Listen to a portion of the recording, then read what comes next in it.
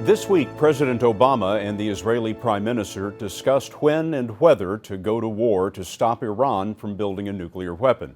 Well, today, 6 nations, including the U.S., Russia, and China, urged Iranian President Mahmoud Ahmadinejad to open his nuclear facilities to inspectors.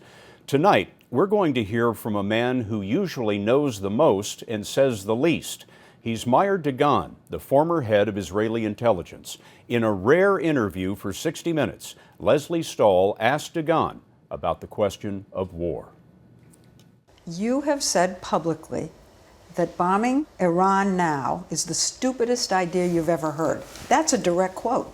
An attack on Iran before you were exploring all other approaches is not the right way how to do it. The dispute seems to come down, though, to whether you are at the end of everything that you can try, or whether you have a lot of time left to try other things, which seems to be your position. I never said that it's a lot of time, but I think that...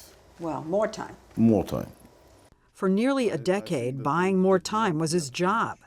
The Iranians say Dagan dispatched assassins, faulty equipment, and computer viruses to sabotage their nuclear program. All the while, he was poring over the most secret dossiers about the Iranian regime, gaining insights and a surprising appreciation. The regime in Iran is a very rational regime. Do you think Ahmadinejad is rational? The answer is yes. Not exactly our rationale, but I think that he is rational. Do you think they're rational enough that they are capable of backing down from this?